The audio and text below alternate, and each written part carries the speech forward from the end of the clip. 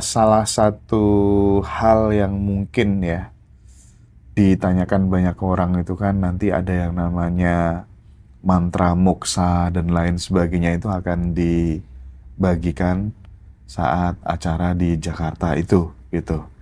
Nah, sekarang kita akan coba mengulas sedikit tentang moksa, Pak Kojim. Ya, Moksa itu kan ada yang moksanya versi Siti Jenar dan ada yang moksa versi Sunan Kalijogo. Nah, letak perbedaannya mungkin Pak Kodim yang mungkin teman-teman perlu tahu gitu. Dan dijelaskan dulu moksa itu apa sih sebenarnya gitu. iya. Monggo Pak. Terima kasih, Mas Hendra. Jadi sebenarnya kan kata moksa itu bisa ada di agama Hindu, ada di agama Buddha, ya kan. Jadi yang di situ dimaknai sebagai kesempurnaan. Jadi artinya itu orang yang sudah moksa itu artinya orang yang sudah mencapai kesempurnaan. Nah, akan tetapi kalau kita pelajari dari sudut yang dilakukan atau menjadi laku antara orang Jawa dengan yang ada di India itu berbeda, ya. Jadi kalau moksa itu baik Sunan Kalijogo maupun Sesiti Jenar itu tekanannya adalah pada akhirnya jasad manusia ini terurai menjadi unsur-unsur asalnya. Jadi bukan hilang. Kan ada orang moksa itu berarti hilang dengan badannya. Bukan begitu. Tapi justru badan jasmani ini terurai, ya, terurai menjadi unsur-unsur. Sehingga kalau dalam kimia itu menjadi elemen-elemen sebagai anorganik, ya, elemen-elemen anorganik. Jadi misalnya kita ini di dalam tubuh kita ini terdiri dari puluhan unsur kimia. Nah, itu akan kembali jadi yang misalnya dari oksigen ya kembali menjadi O2, yang dari unsur apa itu api ya berarti ke sumber api itu artinya kembali ke matahari, ya. Yang dari unsur mineral ya macam-macam. Misalkan di dalam tubuh kita ini ada karbon. Ya, karbon sebagai unsur yang tidak terikat yang lain. Jadi dengan demikian orang yang moksa itu tidak terlekati oleh ya batin kita karena sudah terurai menjadi unsur-unsurnya. Nah ini ya, jadi tidak membawa apapun yang selama ini ya melekat kepada tubuh kita. Kita ini mikir ya kan itu berarti ada di otak juga melekat, ya. Kita ini ada keinginan sesuatu juga melekat ada di sel-sel kita. Nah, karena ini semua sudah terurai menjadi unsur-unsur, jadi tidak ada yang terlekati. Jadi hanya orang yang sudah bisa moksa yang sebenarnya itu akan bisa masuk ke alam dirinya, alam sejatinya, ya. Jadi kalau di dalam bahasa apa ini Jawa yang lain itu masuk ke istana pribadinya. Jadi setiap orang ini hakikatnya punya rumah seperti nanti dibuktikan oleh Michael Newton yang menulis buku Journey of Soul dan Destiny of Soul. Itu kan orang ini begitu mau dilahirkan itu seperti larva tawon yang akhirnya bisa keluar dari kotak-kotak heksagonalnya itu. Nah, kita ini punya rumah-rumah pribadi, tapi berulang-ulang antara mati dan hidup belum tentu bisa kembali ke sana itu, gitu kan. Nah, kalau sudah moksa ya pasti kembali kalau sudah moksa itu. Nah, kalau sudah bisa kembali, ya dia sebagai manusia akhirnya sudah terbersihkan dari segala ikatan yang ada di dunia ini. Sehingga dia menjadi jernih, dia tahu tujuan berikutnya kemana, itu tahu. Nah, sekarang ini kan kita seperti sekolahan aja. Kadang-kadang nggak naik kelas, kadang-kadang malah di DO, kadang-kadang seperti itu kita ini sekarang ini. Nah, maka baik ajaran Sunan Kalijogo maupun Seksiti Jenar menekankan bahwa manusia pada akhirnya harus moksa. Ya, tidak tahu berapa kali dia harus dalam siklus hidup dan mati itu tidak menjadi masalah. Oke. Cuma makin cepat, Makin bagus. makin bagus. Itu yang harus kita pahami dengan benar. Terus Pak, ketika kemudian tidak bisa moksa itu apa yang terjadi? Kan bagaimanapun juga tubuh itu kan kembali sesuai dengan unsur-unsur awalnya. Iya, kalau tidak bisa moksa kan berarti kita masih berupa bisa organik di tanah, ya kan tidak hilang, artinya tidak terurai. Oh. Ya kan, orang mati itu katakanlah ketika dibiarkan waktunya sekian tahun, kan tulang-tulangnya sudah tidak kelihatan, ya, apalagi dagingnya. Tetapi kan itu mineral-mineral di tanah masih ada. Nah, sedangkan kalau orang moksa itu sudah nggak punya mineral lagi. Oh alah. Ya, karena unsurnya itu sudah unsur lepas satu-satu itu. Iya. Jadi di situ. Hilang berarti dia Pak ya? Apanya? Hilang ya unsur-unsurnya. Tubuhnya sudah nggak ngikat lagi karena sudah tidak ada. Oh. Yang ada adalah, ya kalau di dalam pandangan Jawa itu, ini bersusun-susun pakaian. Ya, bersusun-susun pakaian. Jadi mula-mula ketika kita itu meninggal, itu kita hanya badan saja yang dikubur oleh orang itu. Tetapi ada badan yang namanya badan wetala. Badan wetala itu badan yang istilahnya badan halus, tapi yang bergandengan langsung lepas dari badan jasmani. Nah, di situ kalau tidak moksa, tapi tergantung dengan energi yang diperoleh selama hidupnya, itu bisa dilepaskan. Jadi badan wetala itu dalam waktu 3 hari sampai 7 hari biasanya, ya itu kalau bisa itu dilepaskan menjadi badan lingga sarira. Ya, jadi lingga sarira itu artinya badan yang lebih halus lagi. Nah, lingga sarira inilah yang bisa merasakan kenikmatan. Orang menyebut itu di dalam surga, dalam alam gaibnya.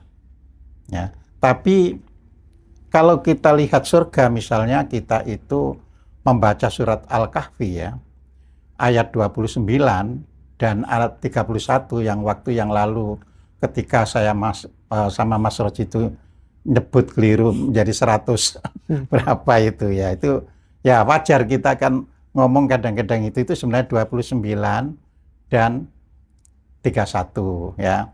Di situ ditegaskan bahwa ya orang yang dalam perbuatannya itu baik ya di ayat 31-nya, maka dia akan mendapatkan berbagai macam kenikmatan. Tapi di situ dijelaskan bahwa itulah tempat istirahat yang terbaik. Jadi di sini tidak ada kekekalan surga itu, karena itu tempat istirahat. Namanya orang istirahat bakal lanjut. Ya. Nah, ini nanti saya ceritakan, kalau moksa itu nggak perlu lagi, itu sudah tidak diperlukan. Ya, tapi kalau orang biasa banyak kelakuan buruk, misalnya dalam sehari-hari itu timbangannya itu ya korupsi, ya mengkriminalisasi, ya pokoknya yang membuat manusia itu menderita. Nah, dia nanti masuk yang disebut kondisi alam, yang oleh orang Jawa disebut neraka, yang oleh orang Arab itu disebut nar, api. Ya. Nah, di Al-Kahfi ayat 29 itu dikatakan bahwa itulah tempat istirahat terburuk. Ya. Jadi tetap sama, neraka juga tempat istirahat terburuk, surga juga, jannah juga tempat istirahat terbaik. Jadi kedua-duanya itu akan berakhir berapa lama? Nah, menurut orang Jawa sekali lagi, ya itu normalnya itu 40 hari orang sudah kepengen melanjutkan lagi. Nah, namanya istirahat kan nggak perlu lama-lama. Nah, tetapi ada yang terjebak, kok enak ya istirahat di sini itu, sehingga lupa tujuannya, ya lupa tujuan berikutnya, tahu-tahu akhirnya, saya harus sudah dipanggil hidup lagi ke bumi. Nah, jadi seperti itu. Jadi tujuan berikutnya itu adalah kelahiran kembali lagi itu ya Pak ya? Iya, itu tadi kan, kalau Setelah toh istirahat ya? dapat tempat istirahat yang baik, Iya. tapi kelamaan di situ kan nggak bisa ke atas. Iya, iya. Ya akhirnya lahir lagi.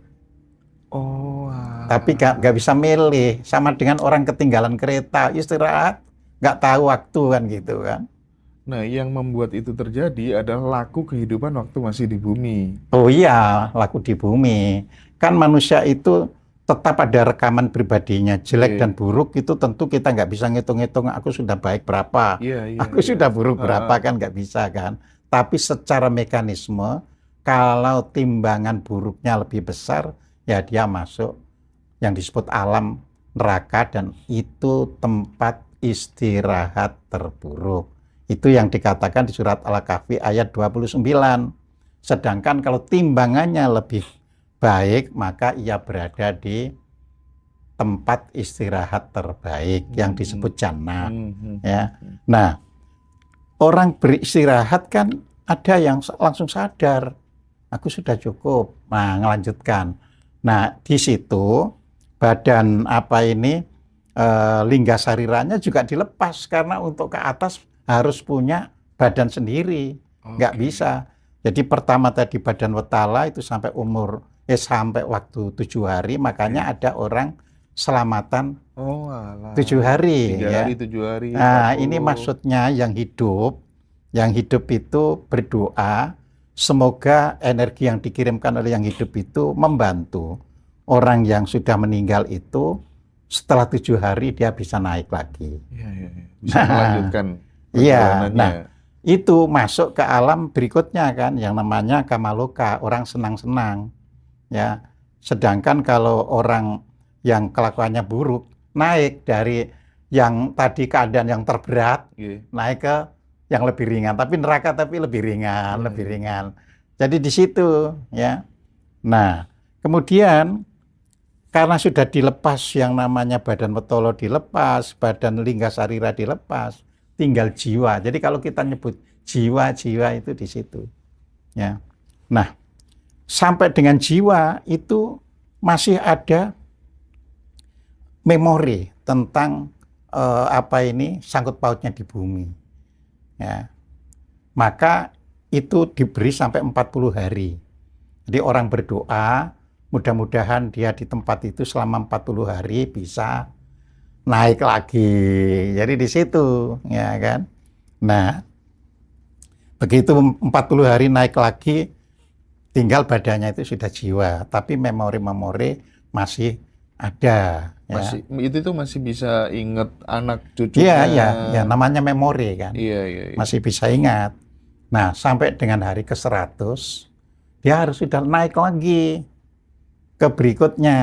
Ya, jadi di situ. Ya, maka orang ada tahlilan 100 harian. Nah, coba ini. Nggak ada di pelajaran-pelajaran yang lain. Gitu loh, ya. Ada. Nah, itu nanti kita bisa nerangkan Sunan Kalijogo sama Siti Jenarnya. Walaupun belum ngajarkan lakunya, mantranya itu nanti pada waktu kita bertemu langsung itu. Kan gitu kan. Ini adalah kita supaya tahu. Ya. Nah, sehingga setelah 100 hari, ya kan, itu ada proses makin lama untuk melepaskan badan yang melekat itu butuh makin waktu lama, makanya 100 sampai 1000 hari. Iya, jadi seperti itu. Dilepas bolak-balik ya Pak ya? Iya, kan tadi badan dulu. Iya. Terus setelah 7 hari, kalau bisa sudah badan yang pertama kali kita masuk, ini kan ada badan halus, itu juga dilepas. Terus 7 hari sampai 40 hari, badan berikutnya harus dilepas. Ya. Terus setelah 100 hari, nanti badan yang disebut jiwa itu harus dilepas juga. Ya. Makanya itu 100 sampai ke 1000, karena lebih tipis, lebih kan nggak gampang. Ya. Nah, baru kalau bisa lepas dari 1000 hari, maka semua memori tentang duniawi itu semakin hilang, semakin hilang, semakin hilang. Lah nanti artinya tinggal badan sukma. Ya. Nah, ketika orang bisa sampai di badan sukma, itu yang ada adalah memori bawaan. Memori bawaan itu bakat. Kan ada orang berbakat fisika, ada orang berbakat Nah, itu tidak dibuang. Oh, itu nempel ya, Pak ya? Iya, jadi itu nanti kalau lahir lagi, dia misalnya sekarang fisikanya tingkat ini, nanti fisikanya lebih pinter lagi. Ya, itulah mengapa dunia ini makin lama orang menemukan yang baru. Ya, karena ada memori yang tidak dibuang gitu loh. Sebagai tugas dalam hidupnya. Itu masuk akal banget itu. Nah, gitu loh. Tapi pada saat kita udah memasuki fase badan sukma itu, misalnya ada keluarga atau anak cucu kirim doa gitu, kalau kirim doa terus berjalan. masih nyampe, masih terhubung. Nyampe, iya. Kan orang di dunia ini kan beragam kekuatannya. Ya kan? Nah, misalnya ada orang tahlilan itu 100 orang. Nah, ini kan yang orang yang sangat intens, sangat kuat kan terus bisa ngiring. Ya, jadi seperti itu. Ya. Tapi pada saat, sebentar Pak, tapi pada saat si badan sukma itu akhirnya udah bertugas untuk lahir kembali. Iya. Kan bisa jadi lahir sebagai anaknya Pak Kojim juga. Loh, bisa, ya nggak ada masalah. Nah kan itu terus kalau kemudian kita yang masih hidup menganggap, wah sudah nggak ada, didoakan. Nah kayak gitu ngefeknya di mana Pak? Tetap doa itu kan sudah kita tujukan kan. Iya. Nah yang lahir kembali itu kan sudah kita angan. Ya bahwa rupa orang lain itu kan nggak jadi masalah. Berarti ke anak itu sebenarnya? Lah ya iya, makanya ada anak yang dilahirkan dari lahir happy-happy saja. Tapi ada anak yang dari lahir cerewetnya setengah mati. Jadi di situ. Nah, gini-gini ini tidak ditemukan di kitab luar istilah Nusantara gitu ya. Orang Jawa ini. Iya, ini orang Jawa. Gitu. Makanya Jawa itu makna aslinya kan ngerti siapa dirinya, Jowo, wis Jowo, kan gitu kan. Nah, itu orang misalnya setelah 1000 hari, ada yang karena sudah nggak ingin kan dia lahirkan, karena ingin lebih menyempurnakan dirinya ya. Ya dia akhirnya masuk ke yang namanya itu tadi rumah pribadinya, ya. Nah, kalau sudah di rumah pribadinya mau lahir lagi itu sudah kehendaknya sendiri. Itulah dia menjadi manifestasi Tuhan semesta alam. Sebentar Pak. Yang kalau sudah masuk rumah pribadi, dia lahir itu bisa milih, punya free will untuk milih. Iya. Jadi milih jadi selain milih dia juga terwujud apa yang dikehendaki. Oke. Jadi begitu. Sayangnya sekarang ini kan kita itu ya melakukan judgement. Wah itu kan orang kafir, nggak bisa begitu. Enggak, alam itu nggak ngerti urusan kafir urusannya itu realitas. Jadi di situ. Jadi kayak Elon Musk misalnya, ya berarti dulu sudah sampai untuk bisa sampai dengan badan sukmanya. Sehingga ilmu yang dimiliki itu tidak hilang. Jadilah sekarang itu ilmunya dipakai untuk bagaimana membuat rumah di Mars. Nah di situ. Nah, kalau orang kita ngomong kayak apa, kalau nggak bisa, ya berarti nggak pernah sampai, gitu loh. Ya. Iya. Tapi tidak berarti, tapi tidak berarti di Jawa atau di Nusantara ini tidak ada lebih dari Elon Musk banyak. Tapi karena melihat orang yang hidup itu tidak bisa dituntun jadi dia lebih menjadi semacam resi, semacam penasehat, semacam itu. Kan Elon Musk jika di sini nggak ada gunanya, gitu loh. Jadi di situ, jadi di sini itu banyak, makanya di sini itu masih banyak orang yang waskita, orang yang diam tapi sebenarnya mengerti realitas yang sebenarnya. Jadi untuk menuntun bangsanya. Ada nggak Pak orang tertentu yang untuk mencapai rumah pribadi itu dia nggak butuh waktu yang lama sampai 1000 hari gitu dan itu kalau moksa saat itu sudah langsung sampai di rumah pribadinya. Saat itu juga. Saat itu juga. Nah. Dan dia langsung bisa memilih lagi misalnya ini ada keponakannya yang lagi mengandung, aku pengen lahir di sini. Iya. Dia memilihnya itu pun sudah tahu, dia sudah bisa membaca embrio. oh embrio ini nggak cocok buat saya, Oh. ya ini DNA-nya nggak akan kuat. Nah, jadi di situ. Jadi betul-betul dia menjadi manusia yang sehat lahir dan batin. Nah, aku cocok deh dengan ajaran orang Jawa ini aja deh, kayaknya masuk akal deh. Jadi di situ. Nah, jadi sebelum sampai bagaimana kita perbedaan moksa yang diajarkan Sunan Kalijogo sama Sini Jenar, kita harus tahu proses moksa itu sendiri. Oke, sebentar gitu Pak, loh, izin ya. pause sejenak Pak.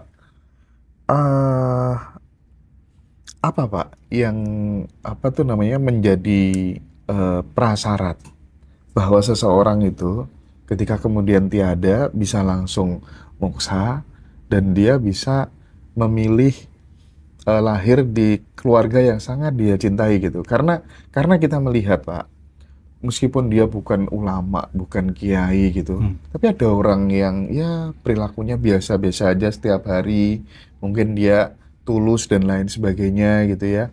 Tapi kita melihat nggak lama setelah mati gitu, terus ada keluarganya yang melahirkan. Ini punya tanda-tanda bahwa ini kayak beliau yang meninggal itu deh. Padahal dia orang biasa-biasa saja. Bisa nggak moksa kayak gitu?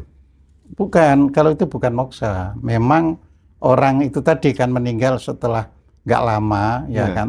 Tapi dia istilahnya itu tadi kan syarat maksimal yang saya beritahu tadi. Oke. Jadi normalnya 7 hari. Iya. Tapi orang bisa sebelum 7 hari, misalnya 1 hari setelah kematian, langsung ke tempat istirahat yang enak itu tadi, Oke. gitu loh ya.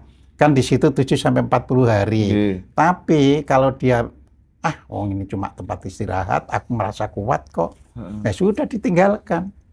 Jadi nggak lama bisa lahir kembali. Nah, itulah yang oleh orang Buddha ya menghitungnya perlu waktu 49 hari untuk masuk perut orang lagi itu. Tapi itu dipilihkan atau dia bisa milih? Apanya? Yang di situ itu. Nah, kalau sudah energinya banyak, ya bisa milih kan. Wah, keren. Ya, kan sama kita sekolah kan, kita itu kalau kurang energi, milih pun susah. Aku ini milih opo ya kira-kira gitu. Tapi yang energinya banyak di matematika, enggak, aku harus masuk jurusan matematika.